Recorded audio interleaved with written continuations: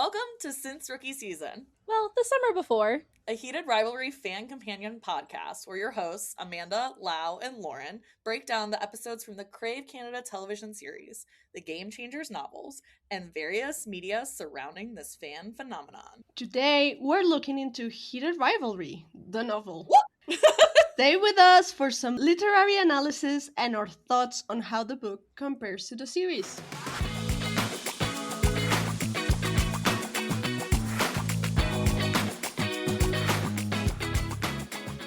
Hi y'all, I'm back. Woo! Yay! I was out to dinner with colleagues last week, so sometimes it's crazy that I have like a real academic job now and I'm still And you're not just fighting online? a grant.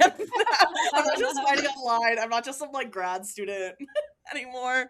Like people are like, "You want to have dinner?" And I'm like, "Whoa!" And then the university pays for it. Like, whoa!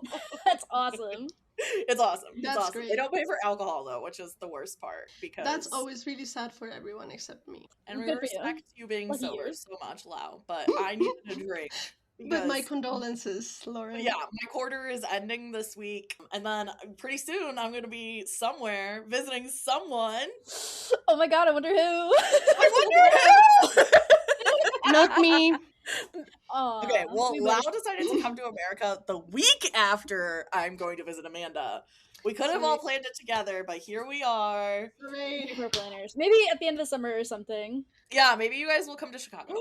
Maybe for my birthday we should do something. Wait. Oh, that would be fun. Just one problem. I don't have vacations during the summer. Oh, about because that. your toilets Damn it. flush backwards because you're on the other side of the world. No, actually, on the wrong deal part of the world because we don't have summer. That doesn't exist. So it's just we get our vacations for Christmas because this is a Catholic country. And I am getting a few days that I'm negotiating to go on my 10-year anniversary trip with my husband. But, Aww. it's been a Shout out to fight. Lau's husband. Yay. Shout out to Juan. Shout out to Juan. Anyways. Anyways. Moving on. Okay, so today we're talking about Heated Rivalry, the book. I was not here last week, but I got to listen to Amanda and Lau's conversation about Game Changers. And of course, I was like, oh my god, this is what I would have said if I was there. So I'm excited to add in my 2 cents about Heated Rivalry or hockey novels, hockey romance novels specifically. But as always, we are examining what makes Heated Rivalry so addictive. Like what is in this story and the way that it's given to us for this that allows for this amount of obsession, rewatching, and we're also trying to figure out, is the book as addictive as the television series? Amanda wanted me to do this because I talked about it last episode that I was on, so like 2 weeks ago now at this point. The NHL trade deadline happened. Yes, since we're not getting regular hockey updates in our hockey show, we have to kind of throw it in here on the side. As I might have mentioned before, someone that I work with is really into hockey, and so we get to talk about it during work. But on Friday the 6th, I want to say March 6th, Yes. so a few weeks before this came out, it was the NHL trade deadline, and so he spent all day, he had like a countdown on his laptop, and we were talking about updates and like who was going where and whatever, and I was like, also, because this is also something that I don't know if I mentioned last episode, I might have, but I was editing another one of our episodes, but I've really gotten into the PWHL right now. It's also known as the PW, so that's been very fun, and we can talk about that as well. And I was like, does the PW have the same trade deadline? And he was like, I don't know, so I need to figure that out. But the trade deadline was a big deal. So basically, I think in my understanding, it means that up until this point, teams were able to like trade players, take on contracts, like negotiate different things. But now that this trade deadline has ended, they can't move teams anymore, and everyone is locked in. So whoever's going to the playoffs is going. Like there's no more movement. I think the playoffs start end of April, so that's just over a month and a half away. No, it's a month. When are the I love talking about this. No. We have the calendar up in our work, and I wrote playoffs ? On like all across April. So basically what the purpose of the trade deadline is, and there are trade deadlines in other sports too, and they typically occur right before the playoffs. It's basically a way for, this gets really complicated, but it's basically a way for like players to be moved around so that the NHL teams don't hit their cap during the playoffs. And it also Ooh. prevents like teams from paying for like really high, really good players like right before the playoffs start because they know that they're going into the playoffs. So like Yeah. if the if the trade deadline didn't happen, you know, like what would stop New York Rangers from acquiring Connor McDavid in order to make a playoff push?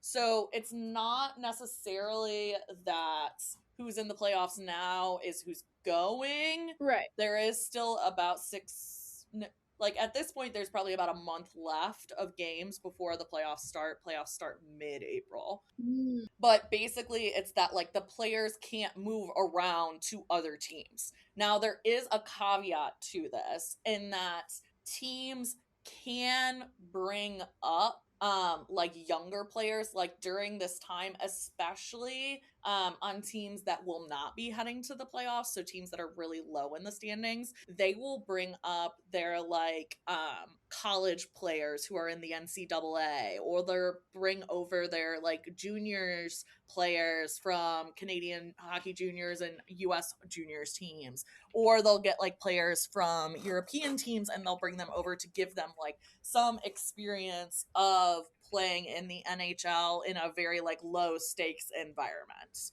It's also usually because they want them to keep up their conditioning, and the NCAA usually ends in the beginning of March. A lot of European leagues are done by the end of March. A lot of junior leagues are usually done and moving into playoff stages. So we're coming up on the end of a hockey season before the playoffs start. Playoffs are typically, they're like 6 to 8 weeks. They're 4 rounds, 7 games each round.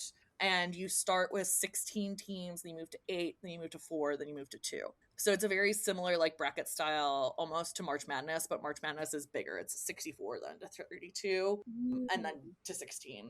Yeah, it's a little bit smaller in the NHL. There wasn't a lot of crazy stuff happening at the trade deadline actually this time around. I had a lot of hurt and pain in my land because we lost our captain, Nick Foligno. I heard about this. I mean, the man skates like he's got a piano on his back, which, like, he's so slow. He's 38. He, like, he is. I love him. I love him so much. And he's been a great, great captain for Chicago. But Chicago traded him to go to the Minnesota Wild because Minnesota Wild is the second team in the Western Division right now. So they're basically almost guaranteed a playoff spot unless something crazy happens. And his brother's on the Minnesota Wild. So they get to play together. He gets to have like, he's probably going to retire this summer. So he gets like a last chance, like Stanley Cup playoff push, which is great. And he gets to do it with his brother. So that's really cute because they've never been on the same team together. So that's really great. Chicago also traded a bunch of people to the Edmonton Oilers. The Edmonton Lawyers. The Edmonton Oilers. The biggest heartbreak for me is Colton Dach. I just loved him on our fourth line. He was like a real grinder, a real like get in your face, like push you around kind of guy. And he got traded away. He was also very cute, but you know, here we are. Yeah, I think my friend wanted to trade the captain of the Maple Leafs or something. I don't know. Oh yeah. He wanted him to be traded and it didn't happen, which was, I guess, sad.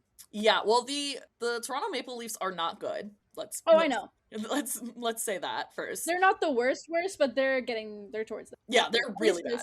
So yeah, that is definitely like big people that did not get traded at the trade deadline and have like upcoming free agency in the summer are going to be, I think Austin Matthews is up. Oh. Or looking to be like potentially traded because he at the Olympics played well, and with the Maple Leafs the way that they are, they're not playing well, and so it's like it's kind of hard. I'm trying not to say anything nice about him because I think he's a dick. Right.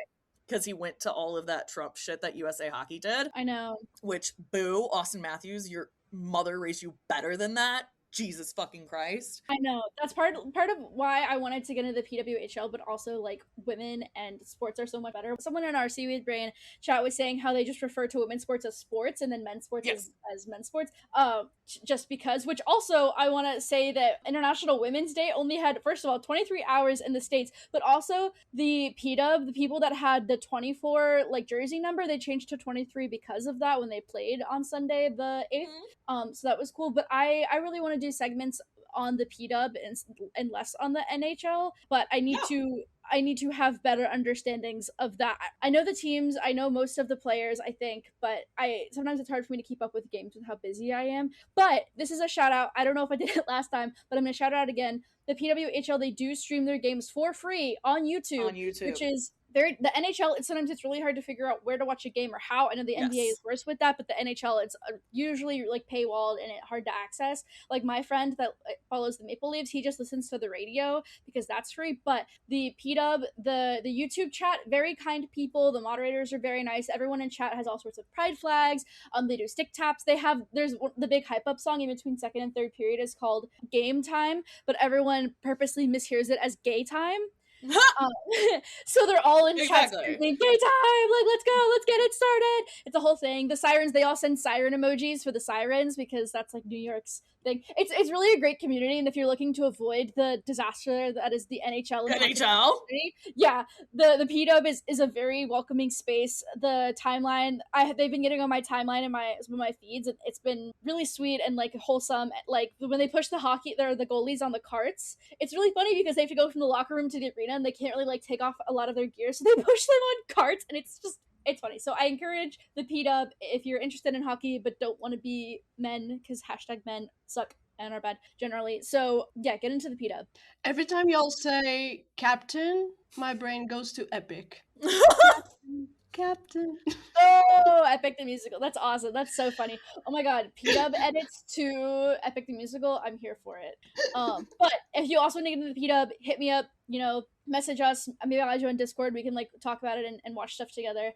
I don't know. I'm usually pretty good at watching live stream stuff like Twitch and whatnot. So, but I would like to watch hockey live and get into it. So let me know. That's my offer. Okay. Exactly. No, let's do it. Slay.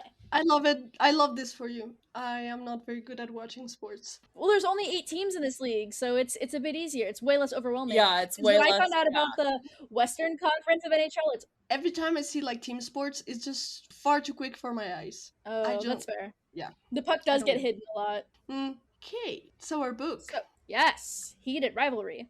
So this is basically the book that covers everything that isn't Skip on the TV show.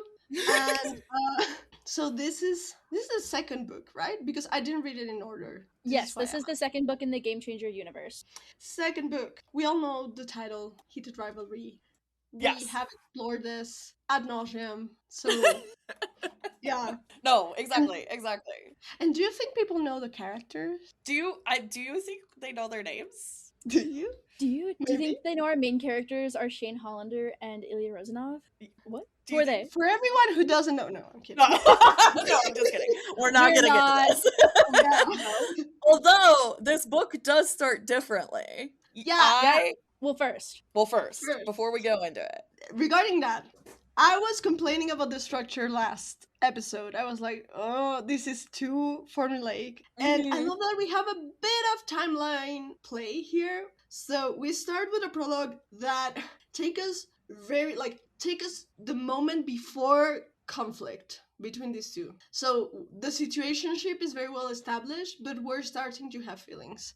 And so we are freaking out. No. And that's the prologue. And then we go back to the day they meet. So we do travel in time a bit, which I appreciate. I love getting like a snippet of the conflict and then starting up with the story. Yeah. And then we have a very linear timeline after that. We go back to when they first met. Then we have the situationship that lasts for years. Then we have the gay panic, heteronormativity, and Shane trying to be straight. And finally, we have the moment of honesty and vulnerability, the love confession, the cottage that we love. And the POVs are basically alternated. It's quite balanced. Yeah, I appreciate that. I also wanted to shout out, I saw this on Twitter only recently, and I didn't know this, so I'll link it in the show notes, of course, as we always do. It's from Francois Pild, all lowercase, and it's a screenshot. It says, Rachel saying this 4 months ago, she's so funny. And it's a screenshot from Reddit, which I will find. The link is in the tweet, but I will link the original Reddit post as well. Rachel is replying to someone asking about Shane and Ilya living in her head before she started writing the story. And she says that she realized while writing Game Changer that a more interesting story would have been Scott Hunter secretly hooking up with the obnoxious Russian player who keeps roasting him. Originally, Ilya had a different name. So she decided to write Heated Rivalry as basically that story. Shane popped into her head one night and she started writing immediately. She wrote the entire prologue for Heated Rivalry in one sitting, she thinks. And like I said, I'll link that if you want the full source. But that's wild that whole prologue we get of them like playing and then meeting up and fucking, and you're like, whoa, what? Whoa! At one time, which to me is just nuts because that whole story just explodes from there. So I thought that was pretty cool. So how did you read this book?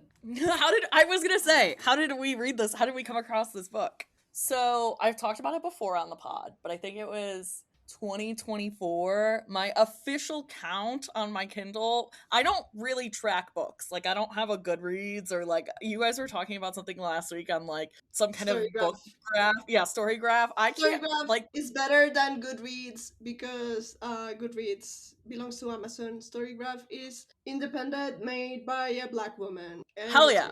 And you know what? We love that. I've never been one to track my books. Like, I just, like, when I finish a book, like, the last thing I want to do is, like, go and write a review on it. Like, you know, like, I want to, like, talk about it with my friends. I'm not, like, really a big, like, I'm gonna go rate this and think about it like that. I don't know. It's just, like, like, I'm never really... I have, like, just recently, okay, this is definitely a tangent, but I've just recently started being, like, giving kudos on stories that I like on AO3. Like, it's taken me a really long time to, like, interact with content like that. So I read this book as one of the, I think it was 135 hockey romance novels that I read on Kindle Unlimited in 2024. Okay.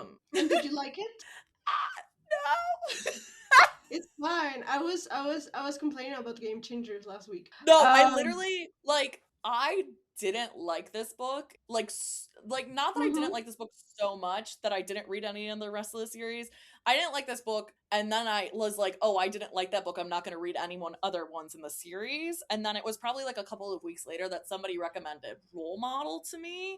And so then I went and read Role Model. I had still not read The Long Game, but, like, I remember, like, because I was in, like, those kinds of spaces in, like, early 2025 and, like, spring of 2025, I heard that Heated Rivalry, like, was going to become a TV show. I knew about it, not to be like, I knew about this before it was big, but, like, I knew about it for a while. I will say it was not my favorite hockey romance novel. Honestly, when I went to go re-pick it up after I'd watched the first 2 seasons of the television series, I, like, remembered how the book started, and so then I was like, oh yeah, I have read this book. Like, literally, like that's it. Like, that is all that it has given to me. I was at one point, when the show was coming out, in order to, like, console myself from watching week to week, I was reading, like, the next part of the Heated Rivalry book that I thought the episodes would cover, like, religious. Like, I was reading it over and over again, and then, like, consuming fan fiction about it too. Because, yeah, I guess I would say, like, most of the reading I do is fan fiction in some way, shape, or form. And so, like, I don't think you should track fan fiction, because this is, like, a whole privacy concern that I've, like, talked about a little bit on Threads, which we could get into when we talk about fandom. But yeah, like, I've read a lot of hockey romance novels. This does probably not even hit my top 10. Heated Rivalry. The Long Game is low on the top 10. It's probably, like, top 15, The Long Game. I think The Long Game is the best one that I've read in this series so far. And Role Model is the other one that is, like, is up there, like, top 15, but it's not one of my favorites. Out of these 6 and potential 7, I think Role Model is in my top couple. Amanda, did you rate this book, or, like, tell us about your relationship with this book? I know we talked about, like, you and I talked about how we started reading the series as the TV show started, but what was your impression of this book the first time you read it? Yeah, as I mentioned last week, I'm also bad about, like, rating books and leaving reviews. Like, I know the books that I've read, and I know the general time frames of when I read things, but it's really hard for me to keep track of. Like, even just the other day, I went and backlogged like 80 books in my story graph just because, like, well, one, it's we have our book club in our Percy Jackson I community. saw that. My feed was like, Amanda. I'm so sorry. I'm so sorry. I forget that it does that. But I was like, shit, I That's gotta fine. like do this because it's part of that community aspect that I like, and everyone's they like do like their month in review and like whatever else, and like it gives you a trend of how you rate things and what genres you like. And I can appreciate those sort of analytics because that can help me inform what I might like in the future, and just like be part of the community. And so I had backlogged a bunch of stuff, but I said it last week, and I do like Heated Rivalry a bit more than Game Changer. We agree that Game Changer is very formulaic. I think Heated Rivalry has the different aspects of like more cultural stuff, the mental health stuff, the hidden dynamic, the inherent like homophobia on both sides, but especially with like the Russia stuff and Shane's struggle to come out in general, and like both mental illnesses and Shane's autism. Mm-hmm. I think that for me adds a lot more and puts it a lot higher, and that's why I was so involved. But I overall am very bad at rating things. I think I would rate this one maybe like a 3.8 to 4 out of 5. Definitely higher than, I don't know what I officially put on my story graph, but definitely higher than Game Changer. But yeah, I only started reading it because of the show, and I wanted to get more into the universe. I had read a few other hockey. I mean, I obviously haven't read as many hockey books as Lauren has. I think Lauren are. Am I obsessed? Is it my special interest? I've read some of them though, like when Icebreaker was huge, I read Icebreaker and some of like those related universes and Allie Hazelwood, and like I've read other sport romances, etc. But this one I only read because of I really liked the show, and also it was a really great distraction when I was moving. And then we had started our Discord that we have, and I was like, well, shit, I gotta read all of them now so I can keep up with everyone and be way more involved. And it kind of snowballed from there. And yes, I do like Role Model more than a lot of the others. I mean, and we'll talk about each book at some point way later on, but definitely I think Heated Rivalry and Long Game are some of my top. Like I really love, not top, I think top in the universe. The top books overall, absolutely not. I think they're maybe top 20-ish.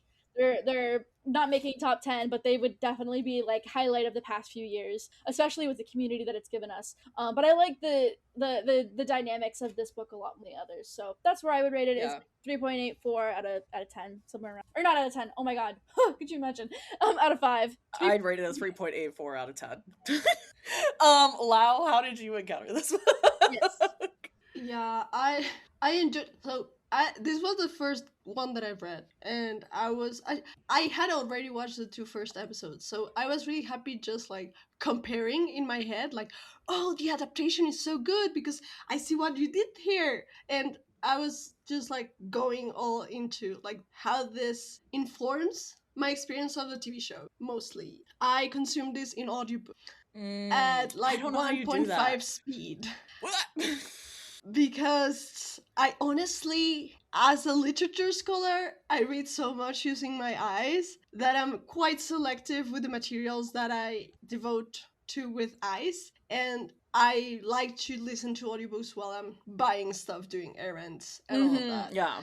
Because if I have to like go from my work to my hobby in the same format, I will probably feel like it's work. So that's what I did. Is this my problem? Is that everything is both my work and my hobby? You know, I started dividing, like, when I read for work, I read on my iPad, and when I read for fun, I read on my Kindle. Yeah, but I read fan fiction for both, so...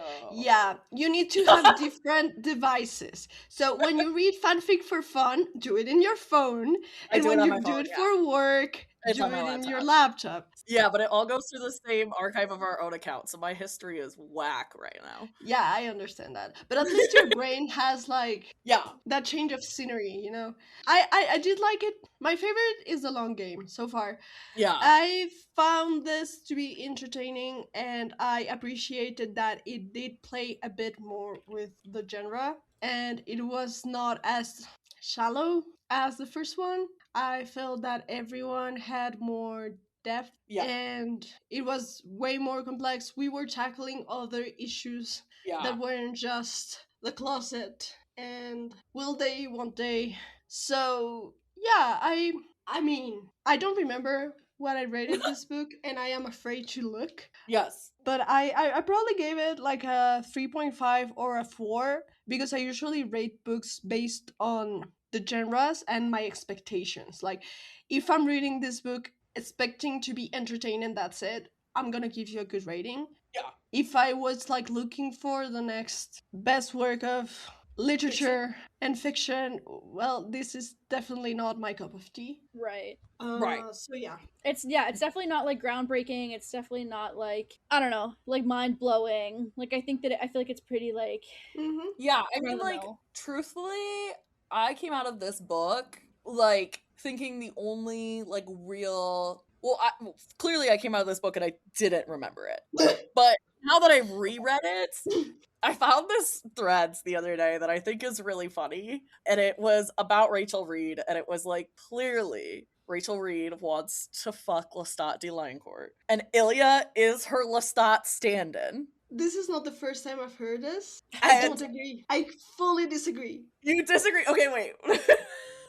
Like, so much. Like, so much. I think that, like, I don't know. We'll get into this because I want to address like the unrivaled stuff that we've seen in some of the interviews that Rachel's been doing recently.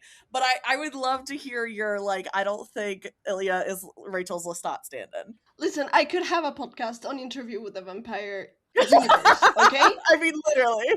Amanda knows this. Like, Mal and I can talk about this for hours.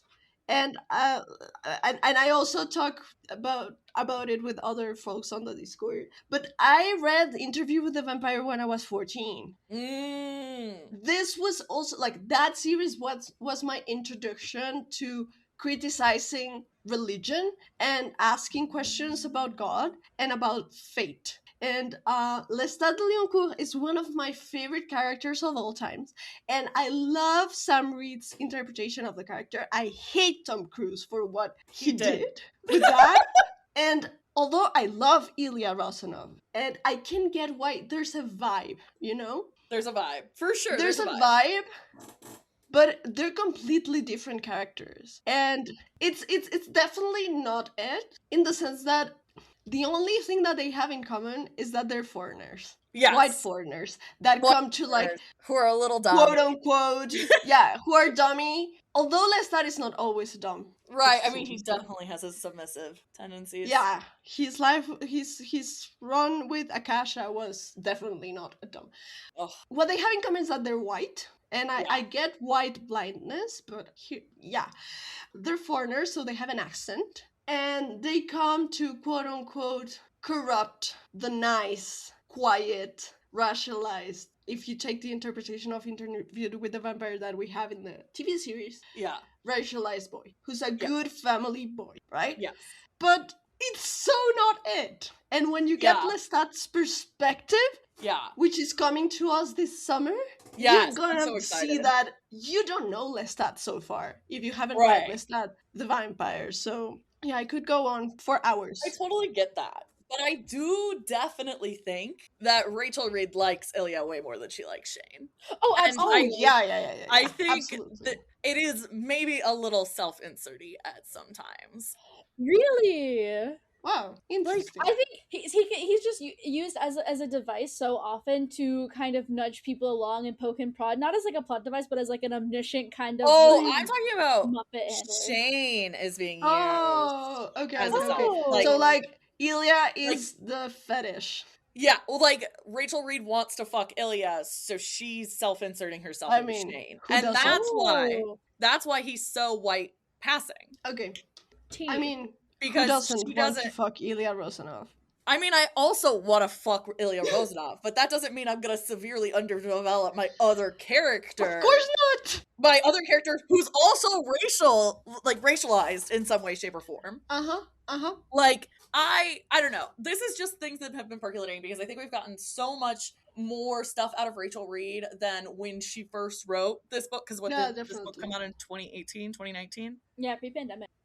So I think we have so much more from Rachel Reed than we did when we were maybe some people were initially interacting with it. Anyways. So, for this book, we're going to use a similar framing narrative. Framing? Sure. Well, similar framing device that we did last week. We'll give you items, and then we'll talk about what was different between the TV show and the book, how we felt about them, why that might be, etc. Hopefully, you've read and watched the series. If you haven't read the book, I think that's probably all right. But hopefully, you have read the book, so what we talk about isn't too confusing. But first, to start, as we mentioned, the prologue is different, but the very beginning is so different. So in the TV show, we get the Prospect Cup when they are 17 to 18. We get Ilya not being able to spark his lighter until he sees Shane. Mm-hmm. But in the book, as we said, prologue, meet up at Shane's sex apartment. And Shane's point of view, which he's thinking he must drop this, they've got to stop, but they basically, the prologue, the beginning, they're fucking. And that's our intro to them as we're thrown into what their situationship looked like for that rough 8 to 10 years or so. Why do we think that changed? I think that the show had to rush through a timeline in such a way that doing time jumps would definitely make people confused that early in the I think that this sort of prologue works super well for books because it hooks you into a conflict. But I don't think it works that well for a show like Heated Rivalry that has so little time to explore the whole story. And I think that what we're given in that first scene, as I said when we analyze it for the pod, is just perfect. It's a great way to communicate a lot of the things that the prologue is communicating, and also to go deeper into what the relationship between these two characters is gonna be. Like, the book is very focused on, fuck, we're having sex and now we're falling in love. And I think that the series, because it is mixing the Skip and the Holanov, and because it is looked at from a contemporary lens, so there's a lot that you can redo. It's not focusing exclusively on that, but mostly on vulnerability. So the love is the reason why you're panicking, but we're talking about trauma, we're talking about vulnerability, we're talking about syncing our codes and languages. And I think this is the kind of changes that a good adaptation does, because you understand that different mediums need different storytelling devices. Yeah. You also understand that the readers from the pre-pandemic versus the public for the post-pandemic, you're also trying to modernize your story. And I really like that. When we were talking about Interview with the Vampire, I think the new adaptation is gold, because it takes a magnificent work of art that is the books of Anne Rice, the Vampire Chronicles, and does you can tell that the people that did it are great readers, because they got to keep the essence while giving the characters a completely different backstory sometimes. I love what Rick Riordan is doing while revisiting Percy Jackson for the TV show. We were literally talking about this today, and I was like, it feels like the book came into my it went into my screen. You shook the book and they all fell out. They all fell out. And I'm watching that. The second season is gold. Perfect. It's amazing. The way you're understanding what your material capacities are for each medium. In books, you can do whatever you want because you don't have to worry about budget. Right, or how is that actually gonna work? Or does that work with the light? Does that work with the acting? So his gaze darkened. How the hell? I've been thinking about that so much. Okay, but Ilya at the bar in episode 5, when he sees Shane walk across the room and he lowers his head, that's his gaze darkening. Yeah. He's great at that. They're both great at doing stuff that I didn't think you could communicate with your face. So yeah, I think we have this framing device, as Amanda said, of differences and it's mostly differences. But it's not we're saying, oh, you were not faithful to the book. No, we're just trying to analyze how the series took the original material and started a dialogue with it, and a dialogue with the audience. Yeah. And a big reminder is that Jacob Tierney reached out to Rachel Reed and said, I want to make this into a show. He had a vision. He had a vision. Yeah. Jacob Reed or Jacob Reed. Jacob What? Tierney reads Yowie. Yeah, right. Jacob Tierney Yowie stand converged. He reads yaoi and he's like, I have a vision.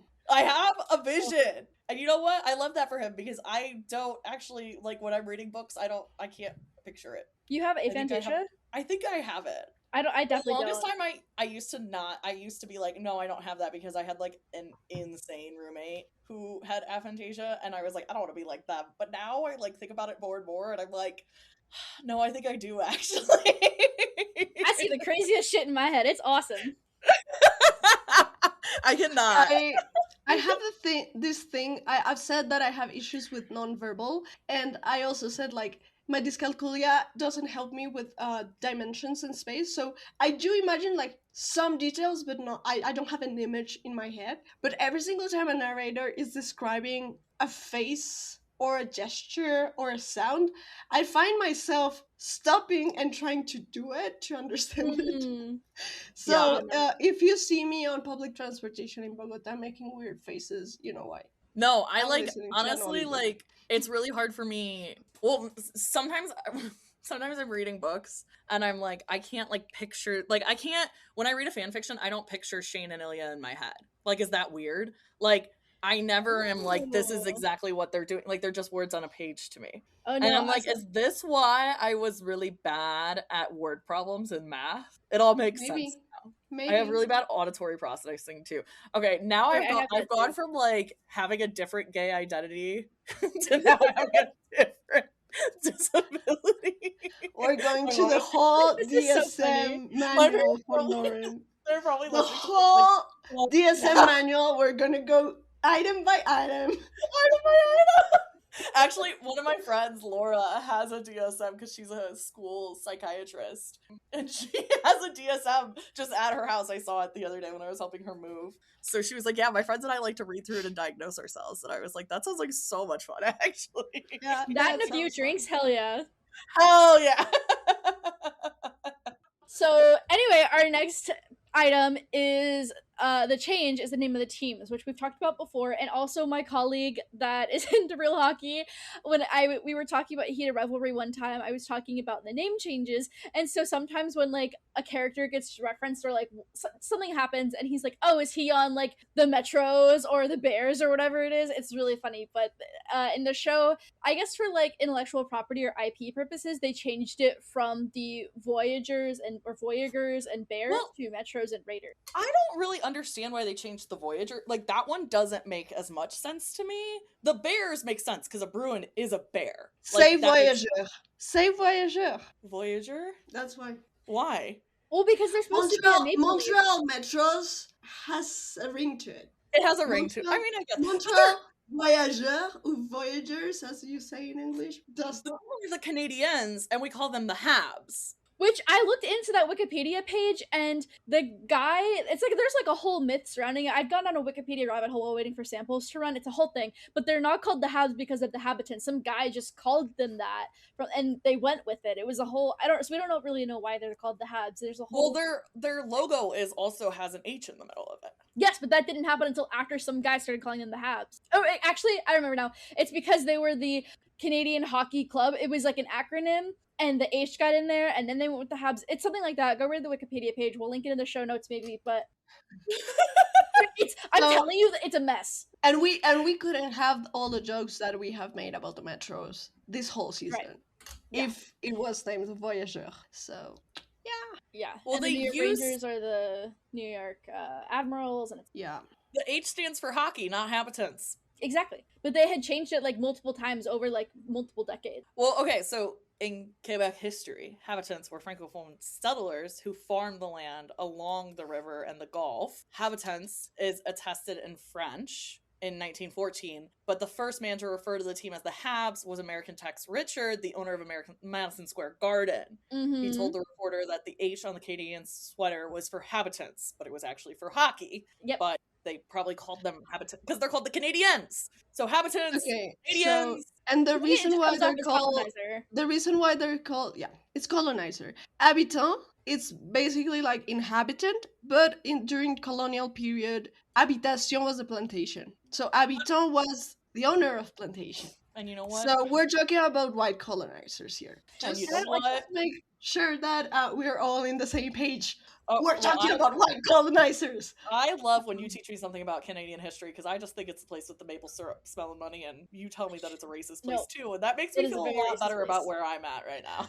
I'm gonna recommend a book that I read this weekend, but I have no idea if it exists in English. But it's called Atuk El Enu. I'm gonna link it in the show notes, and I loved it, and it's a great way to like. And I have a couple of books that I've read recently about adoption of Indigenous children by Quebec and Anglophone Canadians. So fun stuff. And also about the displacement of Indigenous communities in Quebec. Yeah, my favorite. So I can add to the show notes for everyone who's interested in learning why and how Canada is also racist. And you know what? And you know what? So speaking of people that live in Canada, we get we changed their fucking names, which is crazy in the fan fiction because half the people call them the fucking like one words, and then the other people call them the other. I don't know. To me, that's like depending on which canon they're following. Because if they're going for more like show canon, they'll go with the show names. But if they're going for more book accuracy or they're following more of a book plot, they'll go with that. So I don't really know. But in the book, Shane just has a whole building just for sex where it's like half like renovated and whatever, but in the show he lives in the building where he meets Ilya. And that's purely, as Jacob Tierney said, it's purely because of money. Like that was like they had so many locations. Because I was trying to think about like how many like hotel rooms did they have to go to that were different enough? Yeah. Like how many like I actually have a theory that they have 2 hotel rooms and they would change the decor. That's because exactly the floor plans are very similar. I know that hotels were not like super or original in the floor plans, but yeah, it was. But like then like what was Ilya's house in Boston, because he lives in a penthouse in the book. What was Ilya's house in Boston was also the gym for the first scene after the draft. Yes, I have. Because if you go and watch the house tour on YouTube, there's the gym's in it. Yep. Yeah. And I've seen that someone lives in Shane's apartment because they're like, what do you mean you casually walk up and down the stairs that, like, whatever, they kissed up? I don't know. Oh, yes. Yeah. There's someone that lives there, like, they borrowed someone's house for it, which is a common thing in TV, but crazy. Yeah. So, again, we're making changes depending on the medium and the resources we have. And that's amazing. We love it because it works. They made it work. It's still funny because he owns the other apartment, so we are not losing that whole aura of Mr. Landlord. But we are giving him less of a landlord ownership because we don't have money. Yeah. And speaking of the gym scene, we also get a difference of bikes and treadmills. I think we mentioned this in our we did talk about this as well.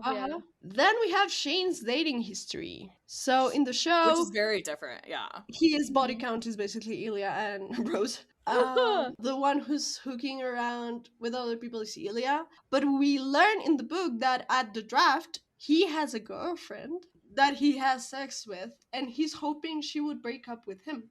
And then he hooks up with a lot of girls after the draft when he's like gay panicking because he masturbated to the thought of Ilya Rosanov after the gym scene. And he also has sex with 2 men, 2 strangers during his time in the situationship. So he is also exploring his sexuality and he's also sleeping around. And that's great because we love him not waiting for Ilya all the time to be available. But again, we had $2 and a dream, so how many people can you have to act in like a 2-second scene to make us know that Shane is hooking up with other people? Right, yeah. Right. Then we also get Ilya's love for Shane's freckles, which it was only mentioned a couple times in the show, but in the book, Ilya mentions it. Like, basically every single time we're in Ilya's point of view, he says something about Shane's freckles, which is really cute, really sweet. I wish they kind of mentioned it more in the show, but there's only so much you can do. Oh, when he says,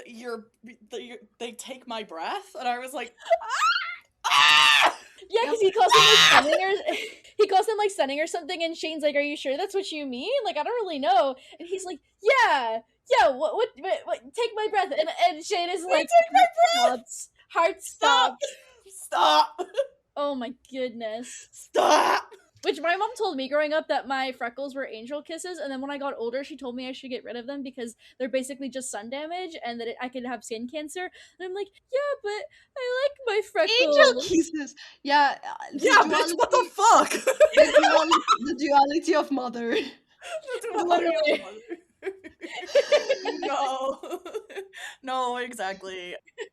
What was it? Oh, I just got mine tattooed, so I'll probably still get skin cancer from tattoos, but you know what? You have tattooed freckles? Yes, all of my freckles Everyone on my wants face to are be me. tattooed. Wow. I will send a Mine better are- picture in our Mine are group chat. just sun damage. Yeah. No, I You I in the don't sunroom go right out in now? the sun because I'm so fair. Like fair. As if I'm a fucking maiden. Okay. Anyway. I walked 5 miles yesterday without green. I don't even go into the sun that much. Like I use sun cream and I hide from the sun all the time because Bogota is so high up on the mountains that Yeah. the intensity of UV rays is like we're probably gonna die from skin cancer here. So Yeah, I drank like the original Four Locos. I've heard about this. When they used to be like liquid cocaine when I was in very, very big brain development ages, so like 16-ish. oh, that's why, Lauren. That's why. Now everything makes sense. That's why you turned out that way. So I'm definitely gonna be like one of those people that are, you know, like the hernia mesh settlement commercials where it's like, if you had a hernia mesh put in from this time, you have money, there's money, your doctor's trying to kill you. It's gonna be like, if you drank a Four Loco between 2012 and 2015 while you were listening to Sicko Mode by Travis Scott, you're entitled to compensation. I should listen to that again. I was just reading a fic about sorry. It was about Shane losing his virginity to his weed dealer Ilya to Sicko Mode. That's insane. Like, it's specifically mentioned. But anyways, we can get back on track. The last thing I was gonna say was the UV here is high that if you're outside for like an hour, you get burned because it can be like 8 or 9 during the afternoon out of 10. I same put on here. sunscreen. Same here. I put on sunscreen every day, just which from my helps. computer, guys, and an open window. Like I'm really up there with my skin protection. Same. Okay, but before I start googling, do I have a brain tumor? No, exactly. Loud. The next item is after the gym scene in the TV show, we have no idea what happens. Like we jump to a different moment of the year, but in the book we know that they both jerk off in their respective hotel rooms, thinking of Oh, the yeah. other. So I always find that to be a juicy, beautiful detail, right?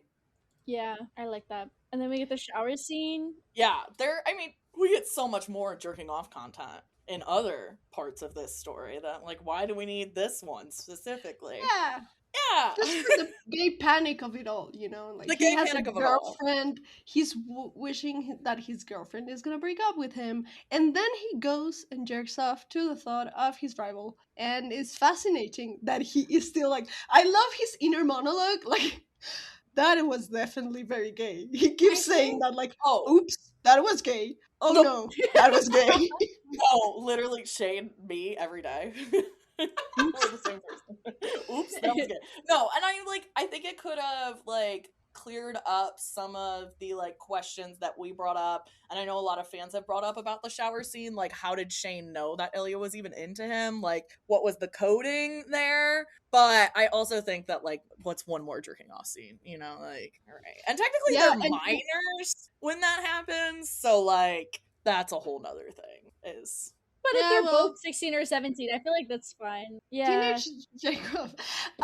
About the shower scene. So Yes. we dissected this again ad nauseum in so many in ways. our episode, and one of the things that I pointed out is that we have almost no dialogue. And before I discuss how it is in book, which is like quite different in that sense, like there's a lot of dialogue. I just wanted to shout out. I don't remember who said this on Threads because I saw it one day when I was very sleepy. But it then came back to me in my memory. Someone said like a lot of the people who are saying that the shower scene was sexual assault from Ilya, because Ilya starts like touching himself and looking at Shane, blah blah blah, are not familiar with the history of cruising in gay communities. And I think this is very important to like to signal is like a lot of the history of gay men hooking with gay men Mm-hmm. was nonverbal. Like you will go to a park where everyone knew but nobody said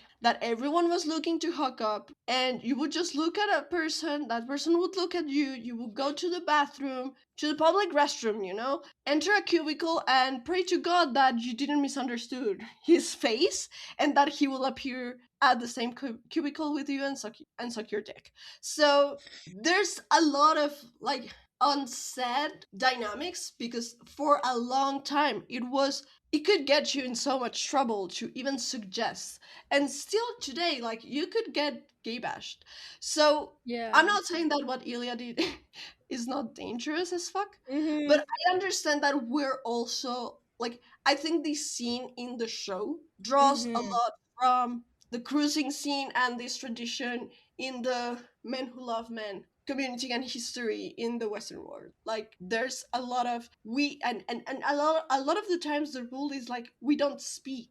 We do things, but nobody speaks to each other and we don't know each Mm-hmm. other. And then the next day, like as soon as we're done, I'm leaving, you're leaving, that's it. Right. So I just wanted to remind people and to teach people who are not familiar with this term. Like I remember I was watching this beautiful, beautiful, beautiful Mexican series that I know is not available in the US, made by Prime Video. It's called Tengo que morir todas las noches.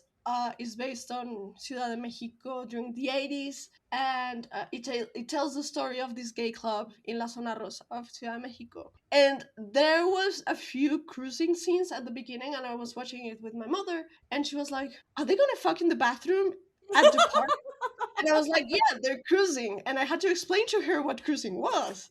Yeah. So if Yeah, you're because my like mother, bathhouses used to be really popular, like uh-huh, with the gay community. exactly, It was also, like this is why like some of the like spread of AIDS is contributed or like is talked about as like bathhouses contributed to the kind hmm of like rapid spread through the gay community because of things like cruising.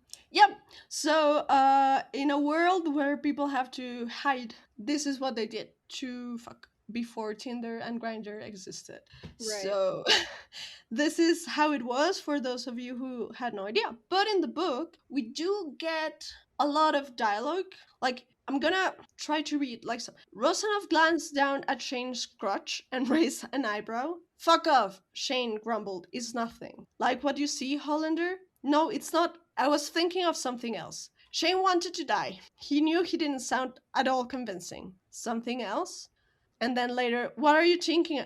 What were you thinking about? Rosanov asked, his voice low. Shane swallowed. His throat was bone dry. You, he said quietly. Rosanov heard him and smirked. He gave himself another stroke. You want to touch me, Hollander? Shane actually just wanted to watch Rosanov jerk himself off. But not here, Shane stammered. Someone could come in. So we can see like it's a very different form of communication, what we have here. And I actually appreciate both of them. Again, I think different mediums for different stuff. So because in the show we're outside their POVs in that scene, we get to pick up on all the things that are unsaid but that are happening in the nonverbal communication. Whereas if you have to choose one of the two POVs, it might get a bit confusing to do it nonverbally. Mm-hmm. Or especially for not Rachel Reed catching strays in this pod today, but especially for someone who hasn't developed that nuance in their Mm-hmm. writing yet. Like I think we see more of that in the long game. Yeah. Yeah, And yeah. In her he, later books, I mean, yeah, she yeah, becomes like I said, The Long Game is definitely in like some of my favorite like hockey novels. hmm But this one probably doesn't even scratch the top 10, yeah. but So it's mostly because of her writing style, and I think, a lot of the plot points and things like that. And she just becomes a better writer, and that's totally fine. exactly, because you're training the muscle, you are getting better. Yeah. So I think that if she had tried to do what they do in the TV show, it would have been very confusing and not as good. So I also like to see how we don't have to verbalize and explain everything in this Yeah. new iteration of the story, and that we Right. can also pay tribute to something that has been done for decades to like survive in a like very homophobic word. Like I appreciate Right. the wink wink at the cruising practice and at the history of our queer ancestors. Whether you think cruising is good, bad, dangerous, whatever, it's part of our history. It's part of how we survived, Right. and Exactly. I really like to see it present because their microcosmos is very similar to what people in the 70s, 80s, 90s were experiencing in the cosmos because they are in the hockey world where Yes. the only way to do this is cruising. So it makes Yes. sense. It makes a lot of sense. I'm reading this like really incredible fic that should be fully finished by the time this episode comes out, called I'll Believe in Anything. And it's actually like some of it is about Shane and Ilya being hockey players in the 1980s together. And it has a lot of like links to the AIDS crisis. Like they talk about it a lot. So yeah. I think a really interesting thing that you brought up is that Loud, that like in the book we have to say a lot more things, and that Mm-hmm. like using not having language would like be harder to read what was going on in the book. But I think like something really useful that the television adaptation does, and I know I'm jumping ahead, but is like creating the Ilya speech in Russia, like Jacob Mm-hmm. Tierney writing all of that, or like Yuna and Shane having their conversation at the cottage. Like I think those were moments that like Yeah. fans really wanted in the books. Mm-hmm. I mean, something that like Rachel Reed does is like anytime Ilya really speaks Russian, she kind of just like says Ilya says in Russian, which I think is totally fine because unfortunately it is a language that is really hard to like translate because it's both in Cyrillic and then there is like the phonetic alphabet of it. This is something that even like fan fiction people are like struggling with, and a lot of like native Russian speakers are like criticizing fan fiction of right now, that you could just say Ilya says in Russian instead of finding the Russian word or trying to Google translate, which is wrong all of the time. So I think there is value in Jacob including part of those in the show as compared to the book, Mm-hmm. because it helps develop those characters more for us. And if we're likely not going to see Ilya and Shane's agent because Yuna is the agent, if that doesn't switch, because I'm sure they're probably going to keep Christina Yang on for the second season. That helps us see more into who is Yuna as a character too. And so I think there is, like some parts being omitted from the book to the TV show are fine, but other parts being developed for the TV show I think are great too. Yeah, I think I say this every single time. Jacob Tierney and his team did a great job, Oh, and it's a great adaptation, and that's Brendan really hard to Brady, do. our Translating producer. from one medium to another is always a hard task, and I am so glad that this worked. Amanda, do you want to take us to the next item? Yeah, some of the smaller differences that I don't think they have large show impacts or large differences is like Ilya's brother's name changed from Andre to Mm-hmm. Alexei. I don't know why that is, but I think it's fine. I don't really see a difference. Yeah, I mean, yeah. Inconsequential. Yeah. And then after that, we get in the following years, after the All Stars game, before Shane's apartment, Shane is in the show. I call him. Yeah, in the No. show, Shane is ghosting most of Ilya's approaches via text, but in the book, they are continuing to meet up in hotels. So Shane is a bit of a ghost after that All Stars game. I think it's after Mm-hmm. the first All Star, where it's East I versus think that's I think it's just to prolong the narrative a little bit, because I know that Jacob Tierney has said that he didn't want them to have sex in the first Yeah. episodes, and they have penetrative sex the first time that Ilya and Shane are together in the Heated Rivalry book. The other times that they have sex in the show that's not penetrative are still sex. Like I think like a lot of the differences between like the book and the TV show were to like expand things that Rachel Reed had already written.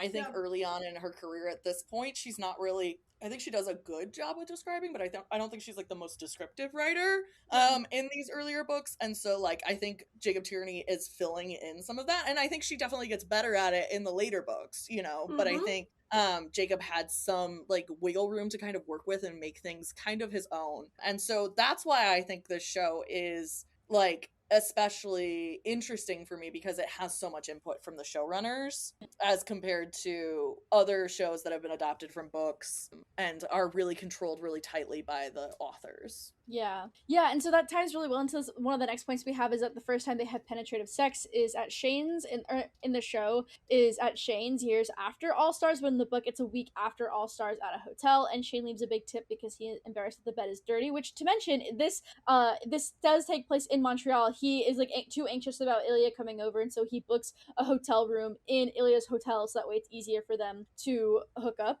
and such. Yeah. And also, I didn't know exactly where to put this, but I wanted to comment on it as I was rereading and slash re-listening to the audiobook on 1.8 speed. But the first Vegas, like, Rookie of the Year scene, Shane is sober in the book, and in the show, he's a little drunk and says the tuxedo thing. And so I just wanted to point that out, that that was a slight difference. And it's mostly the same in which Shane isn't understanding why Ilya is upset about wanting to go back to Russia, because that's kind of the whole crux of the conversation, is that Shane isn't like, Shane's like, what's wrong? Like, why are you out here? Like, are you really that upset about losing the award? And Ilya's like, no, I don't want to go back to Russia. And Shane, like, it just isn't clicking for him. But in the show, he had taken up Scott Hunter on those shots, which in the book, Scott Hunter did not offer those shots. So, and also they're under 21, so Shane is not, he's completely sober in that first Vegas scene, which I thought was kind of interesting. And I ended up really, after our discussion on it, I really did end up liking the text conversation, especially as we discussed further about Shane's clothing options and how that ties to his character and his comfortability in who he is in sexuality and his person. I think that the tuxedo comment makes a lot more sense and adds a lot more context for that. And unless you have anything else to add, that ties really nicely into Scott Hunter. That's my next point. Yeah, I think, I mean, we get a lot more Scott Hunter, I think, in the show than we do in this book. He is like very present in the TV show throughout like Shane's life, at All Stars, at Vegas. And I think that's also just because he's, you know, like a part of the show himself, like his story is a part of the show. Right. Shane interacts with him a lot less, but like everybody knows Scott Hunter. Like, he's kind of like Captain America, like he's kind of like the American golden He's a boy. household name. Yeah, you know, full name Scott Hunter. Yeah, but in the book we didn't get anything into the Olympics. Right, exactly. So, I mean, yeah, a lot of like different stylistic choices.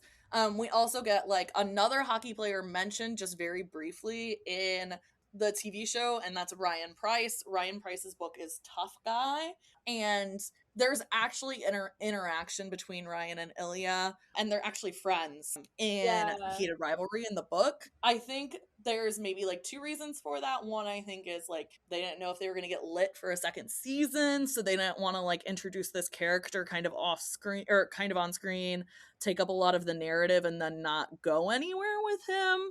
And then maybe also it's like a way to like, maybe they won't bring in Ryan Price. You know, maybe it's going to be too much for them in the second season. Like, we don't really know what they're going to do with those extra, like, Common Goal and Tough Guy. I think Role Model is going to be pretty integral to the part of season 2 because it's so intertwined with the long game. Whereas I think Common Goal and Tough Guy maybe are not as much. I know that Common Goal has some of the Troy Barrett stuff, but I think we could like easily wrap that short storyline into Role Model stuff. But yeah, and I think that Role Model, a lot of those themes would be important. I would see Jacob Tierney finding those themes important from like the Troy Barrett arc. I would see Jacob Tierney wanting to write about that and wanting to adapt that as a way to further underscore the overall like NHL as a system is homophobic, and the overall homophobia I think are important. And I also think that they might incorporate parts of the Ryan Price stuff because of the plane stuff, where we mainly see Ryan Price and Ilya interacting in Heated Rivalry on the plane, where Ryan is like all anxious and stuff, and then that comes up later in the long game, which then triggers another important relationship milestone for Ilya and Shane. And so I could see them including that domino, even if it was like maybe we get like a news reference of the like plane whatever, I'm not going to talk about, but there's an important plane thing in the long game. Maybe in the long game. Yeah. And you would fly into the Tampa airport after that important plane thing happens, not the Orlando airport, because Ilya's in Tampa and he's not going to drive 2 hours. I don't know if we mentioned that on the pod. Should we explain that context real quick or no? No, we're just going to leave it at that. I had to get it out. Okay. Yeah, if the shoe fits, good. If not, carry on. Carry on. One thing that I do really, we've talked about the hands-free before. Sorry. Yes, we've explained it, but we didn't in terms of this difference. It was in the show it was just a comment with no context after the first time at Shane's apartment, but in the book we know a lot more details that Shane comes just from giving Ilya a head. And that was like a really funny moment for Ilya. But also yeah, and I mean I can see why like Jacob did change the language out of this because he said hands-free, whereas in the book it's untouched, and untouched is very much like a romance novel like common word to use when you are coming hands-free or without stimulation. So I liked that a little bit more because we also have to remember that like Jacob is a queer man and like he's imbuing a lot of his experience into this, and while Rachel Reed may have had input from her bisexual husband and she's queer, like it is very different when you are not the person that is like actually having those queer experiences. One change that I do really love from the book to the show is that Svetlana becomes more of like a real person. Let's talk about Svetlana. She is definitely like a tall, blonde Russian bimbo in the book. Like that is very much her stereotype. It's kind of how Ilya is like the stereotype of a Russian man in a way. I feel like some of the discussions of like Ilya only drinking alcohol and having like very like being very emotionally repressed, like that's all we really get of like Ilya's background and like ethnicity, and so it almost feels like that is also a choice like that when you think of how little Ilya's ethnicity is interacted with and how little Shane's ethnicity or Shane's race is interacted with. You can kind of see that maybe she was making a conscious choice to make it like non-political, quote unquote, which is like physically impossible because even saying that something is apolitical is saying being political. But maybe that's where some of this stems from. But yeah, I love that Svetlana was expanded upon, like Ilya's Russian background was expanded upon a lot more.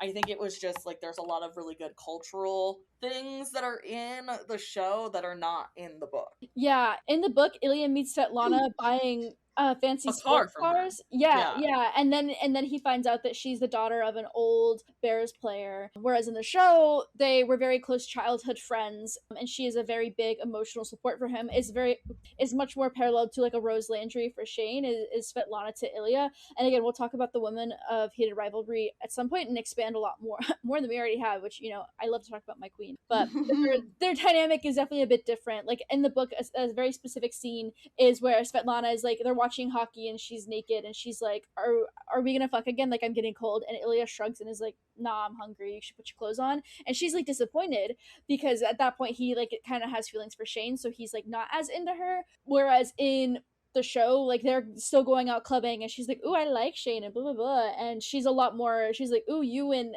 Jane, and it's a whole thing. And then also speaking of that, we get the scene in the show of them hanging out at the cocktail party, them being Svetlana, Sasha, and Ilya. Whereas in the book, Sasha is never mentioned. We get the name of, or we get that it was the coach's son, but we never get a name nor introduction or description or anything. But then we have that beautiful bathroom scene and that whole breakdown of that whole situation. Speaking of Russia, we get Ilya's father and family are a bit different. In the show, he has dementia. In the book, he has Alzheimer's. A little different. Just smaller things. I don't really know why they'd make that change, but to me, it's a little inconsequential. And in the book, Polina is also always demanding money on top of Alexei / Andre. So it's Ilya's getting that hounding twofold from those sides. But in the show, it's just Alexei, where Ilya is trying to get Alexei to take care of their father for money. And then also in the book, we don't have a niece that he leaves anything for. His brother just kind of always has mistresses, whereas in the show, there's a bit of a difference there where he actually leaves something for someone else, but nothing for his brother specifically. And, well, then we get to a cottage. Mm-hmm. And we know, again, we have said this over and over again this episode, but the budget was limited. So we don't get like all the perks of the cottage that Rachel Reed describes in the book. Like the cottage in the book has a fucking ice rink. Okay? Yeah. So I get why we don't get an ice rink. Like that would be too much. I think the cottage that we get on the show is perfect. But I always found it funny, like what you can do in books. You can add anything you want to a space because you don't have to think about budget. Right. So yeah, Shane has a fucking ice rink. I love that. Yeah, no, that is very common for NHL players to have ice rinks in their basements or in their garages or in their backyards. That's more common in like Canada, is to have outdoor rinks in your backyard. There is one I know of from, I think, Colorado Avalanche. He had a full NHL sized ice rink at his house. Oh my god. Usually the synthetic rinks are like quarter rinks. Like they're not that big. They're really just for you to do like stick handling on, not that much stuff. And synthetic rinks are what NHLers or PWHL skate on. And that's because mostly a lot of NHL arenas are shared with basketball teams. And so they have to be able to melt the ice very quickly and then put a flooring over it. So they like take down the ice rink like throughout the season. Oh, and that makes flooring sense. over it in order to host basketball games or concerts or whatever at those venues. Yeah, that makes sense. I've seen the videos of the ice melting. I love it. Yeah, Oh, and cool. I mean, Very it causes issues on basketball's end too, because it can make the floor super slippery because too much condensation, and so it can like, actually the Chicago Bulls have had like 2 games canceled or postponed this year because of ice rink issues. Damn, wild. Well, Lauren had shared with us a couple hockey players that have rinks at their house, and so we'll link those in the show notes if you want to check them out. If you're just curious about what that looks like, or who does that, or how much they cost, because that is money that I will never see in my entire life ever. So speaking of things in the cottage, some differences from the cottage. David goes to Shane's for a charger in the show, but in the book it's dishwasher pods. These are inconsequential. I do like Shane's thing of like, oh, they changed it and it was the old one, now it's the new one, which for me, so then that taking place in like 2017 or 18 doesn't ring as true, because like a lot of iPhone had like the lightning cable, but now in the 2020s I feel like that's a nod to like the lightning to USB-C, which I just think is funny. It doesn't quite fit for the time period, but I think it's funny. And then post cottage, or not post cottage, but post situation with David and Yuna. After coming out, basically the episode ends, episode 6, and they drive into the sunset for they're happy for now.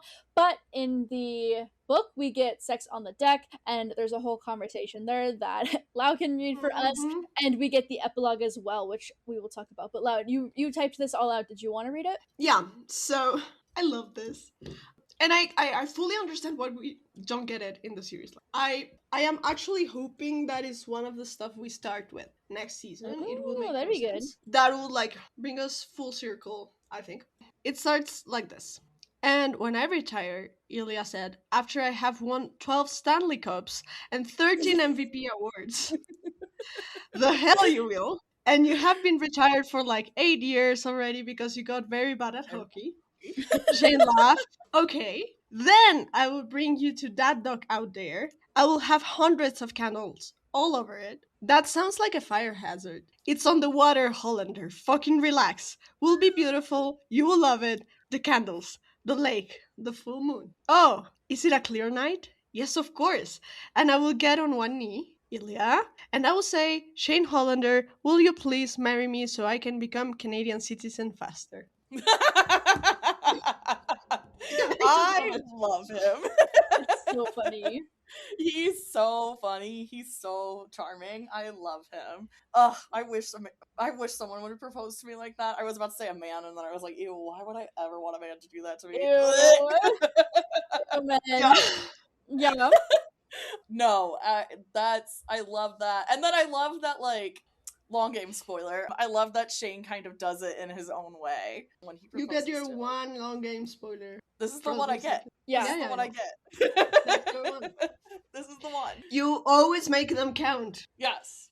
It's important. I did not expect that conversation or that situation to happen that way, and I'm very glad that it did. I enjoyed that, but I really thought it would be the other way around. End of the long game. Spoiler, by the way. Then No, that's like middle of the long game. That's not even like the no, end of I'm it. saying in our We're long done game with spoiler. spoiling. Yeah, Oh, yeah, and Lauren, then at the end. drop that cell phone. At the end of Heated Rivalry, we also get an epilogue because each book has a prologue and an epilogue. Or at least I don't know if every book has a prologue, but they all have epilogues. And in Heated Rivalry epilogue, which I think is how we'll open season 2 as a transition point, or some people have been talking about interstitial episodes to hold us over until season 2 comes out, is just like how Euphoria did, where they just dropped random episodes, which I have mixed opinions on. But we get the epilogue of them, the press conference of them announcing the Arena Foundation, where they say that, we've got respect for each other, we've become friends, and Ilya gives an impromptu speech about his mother and how she was so strong and she lost her battle, and they want to start this foundation as a way to help people, win their battles and whatnot. And so and then everyone's like, wow, I didn't know they were friends. So we get that as the epilogue, which I would love if they open on, but maybe we just get an in passing, like, oh, they started this foundation, and it's like a throwaway line, and then it's referenced from there, which would be a little sad, but I understand. I trust Jacob Turney with my life, so I'm sure he's gonna do something beautiful with all this material. I also heard that he is very set on giving us a scene of Shane coming out to his team, because that is not included in the books. It's just like said that it happened, and Right. he thinks that is and I agree, it's a very important scene for everyone to see, because we have lots of representation of people coming out to their parents at this point. We have the famous Heartstopper, like with Olivia Colman. We have and Kit forgot his last name. Connor. Kit Connor. Thank you. I was gonna say Kit Harrington, but I was like, Oh. that's the one from Game of Thrones. that was same. We have this with Yuna and Shane here, but I would love to see more coming out to your peers, especially like your men peers. Yes. Which is something that Scam, the series that I mentioned last week, does beautifully in almost all of its versions. So I am excited. I had a few quotes that for me were like the highlights of this book. They're a bit of like the same line as the whole candles on the deck and all of that. It's a mix of like cute, romantic, and Ilya being Ilya. So these are like my three, and they're connected. Like they dialogue. So we first have the first time that they call each other beautiful, and we get on the show, we do get Ilya saying that Shane looks pretty, but we still don't have like him saying you're beautiful. We do get like the beautiful freckles comment, but we don't get like you're beautiful. We only get Scott saying that to Kip. Right. So, you are beautiful, Rosanov said suddenly. It was said very matter-of-factly. Shane wasn't sure how to react. They didn't really say things to each other. Not like that. Hottest man in the NHL, according to Cosmopolitan, Shane joked. It was the only way he knew how to talk to Rosanov, besides yelling obscenities at him. They're idiots, Rosanov said, the spell broken. They put me at number 5. 5. It does seem generous. So that's like one of those times where Shane is like short-circuiting because we're not following the script anymore, and you're saying cute things to me. Then we have something very similar. Rosanov laugh. You need to get laid, Hollander. Waiting for a quick fuck every couple of months is not healthy. I'm not waiting, Shane said. It wasn't quite a lie. He obviously wasn't 100% straight, but having sex with women didn't repulse him. It just didn't do it for him like men did. One man in particular. But women were safe and easy and everywhere. And maybe if he kept trying, he might find one he liked to spend more than a single night with. Someone who could finally put an end to whatever this was. Rosanov turned off the water and reached a hand out. Shane rolled his eyes and took it, letting Rosanov pull him to his feet. They stood, chest to chest, and Shane watched the water that dripped from Rosanov's hair onto his shoulders and down towards his navel. Rosanov rested a hand on Shane's face and tipped his head up. He looked at him fondly, with a little smile on his lips, and then he kissed him. "I have ruined you," Rosanov said when they broke apart. "No one else will do." "God, fuck off. Such a mouth on you. Don't say it. I preferred it when it was on me." "Damn it, Rosanov." Shane pushed the other man back against the shower wall and kissed him aggressively. It was always like this, shoving and cursing each other and battling for control until one or both of them gave in and allowed themselves the release they both craved. And finally, this small paragraph: "He will sell the building." The sex building. We all know. We're talking about the sex building. "And he would say in his goddamn hotel room when they played in Boston and not sleep out into the night to Rosanov's penthouse. He would end this and he would move on." He realized that he was making this plan, that he was brushing his fingertips over his lips. They still tingled from the memory of the other man's mouth pressed against them. He knew making plans to end this was pointless. As long as this was being offered, Shane will never be able to say no. Those are my 3 highlights. And I love think that. they show so beautifully the conflict and like this back and forth through Shane's POV. Yeah. And how Ilya plays mind games with him all the time. I'm not saying this derogatory. I just love it. Yeah, those are my highlights. No, I love those. Yeah, I definitely agree that Ilya is playing mind games with him, but Shane is never able to say no to him at all, ever. Uh-huh. Like, we see this multiple times where Shane is actively telling him no as he's doing it, where he's like he's saying like, "No, we can't hook up right now," as he's like getting his stuff to leave. It's so funny. He just knows how to push his buttons, and Shane plays right into it because they both find it so hot. And it's something that I'm trying to understand with them. Like, conceptually, I understand it, but to me, if someone pushes my buttons, it's so annoying and I don't like it. But Shane loves getting his buttons pushed, and that's really funny to me, I think. Or at least like Shane has all of these, I think I said it last time, has idiosyncrasies that just has Ilya on his knees. Which I've seen all these edits recently of like Walk Him Like a Dog, and it's Ilya just being like walked like a dog behind Shane, and it's Walk him like a dog, walk him like a dog, bitch, walk him like Yeah. a dog.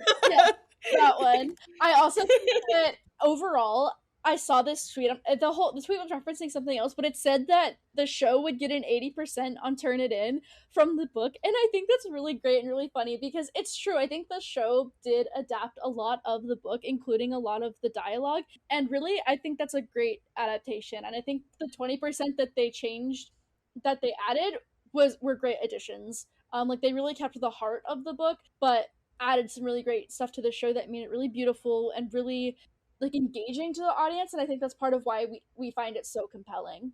I think my like 2 favorite things from the book are when he was like, "You're like," they get changed in the show. Like it's like the freckles, they take my breath part, and the is it agony for you?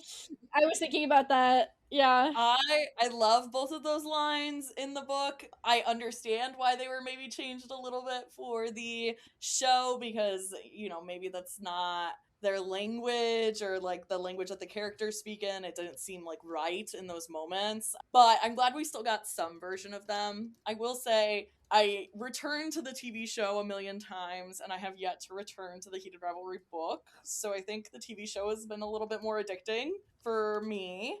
What are y'all feeling? Yeah, I feel I'm way more addicted to TV series and the long game book. Those are the ones that I was like, I can't stop. The rest of it is fine so far. Yeah, I agree. I have other things on my TBR that I need to complete before I do a reread of the series. Like I need to give it some time and distance before I reread the whole series. I think I might, if I slow down on my fantasy I'm reading right now and I need just something comforting, which the long game being comforting I don't know about, but if I need something familiar, maybe I'll go back to the long game and reread or re-listen or listen to it. But definitely the TV show is something that I will put on as I'm doing whatever, as just like a comforting thing. Like I'm definitely more addicted to the show, and I feel like it's more quotable. I'm addicted to the mannerisms. Also, I feel like this is amplified by our conversations around it, but now when I'm rewatching or seeing clips or whatever, I'm thinking about our conversations about that, and for me that adds a lot more to it, both emotionally but also like intellectually, of like, oh well, someone has this perspective and I want to like look at it through this lens. So I feel like y'all have helped make it a bit more addicting for me. I'm like, I want to see it the way Lauren and Lau see it. So that was awesome. This these have been some great conversations about both Heated Rivalry and Game Changer the past couple weeks. I really enjoyed talking about this with y'all, all the differences in the show and why, and both for budget but also for theming purposes. I think that they were really, like as we said, really great additions and changes. Some things we are missing, but I think the long game will have some really great stuff for us, especially now that I think the showrunners and writers have a really great connection with the audience and the fans, that they're able to understand more about what's important to us and what the fans are wanting and what we relate to. And I think that they'll be able to give a good nod to that or include that in season 2 of the show. So I'm very excited to talk about that with y'all. But in the meantime, next week we will be covering Ember and Ice, the yes, what? the audio erotica on the Quinn app, and we will be joined by our very first live special guest. This is gonna be so exciting. I cannot wait till next week for us to record that and to talk about it. But until then, that has been our coverage of the first 2 books. I think we're gonna cover the books again the other books in the future, but we'll see. Yeah, for sure. If you have a fan note and you would like to send it in about Ember and Ice, please do. We always love to hear from you. And if you haven't already, make sure to like the pod, leave us comments, subscribe to it, follow us on our social media. We always love to hear from you. We want to interact with you. If you want to watch me be confrontational and call out racists on Threads, please do. It's so fun. It's like, yeah, I was gonna say our Threads is a lot more active and has a lot more interaction than our Twitter, and I'm like, and then I was like, oh right, because Lauren is blowing up a storm over there.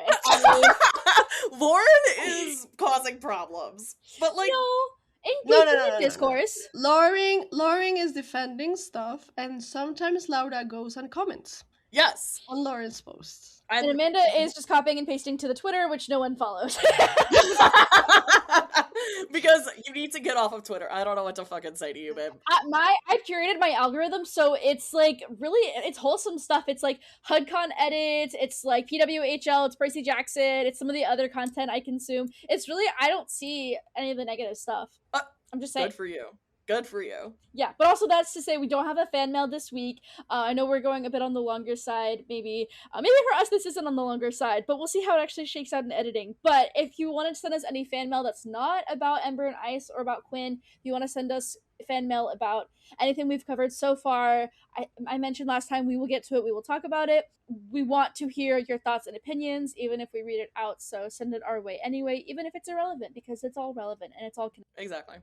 Yeah. Okay, loonies, we will see you next time in the erotica world of Quinn. Woo! Yay! Hey y'all, Editing Amanda popping in to let y'all know we will not have a new episode out next Friday, March 27th. We're taking the week off. We've got a lot going on. Hopefully y'all are doing well, but take some time to touch some grass, go outside, enjoy the nice spring weather, hopefully, if you've got it. And we'll see you April 3rd with some brand new content. Bye! Since Rookie Season is created by Lauren, Lau, and Amanda. The cover art is by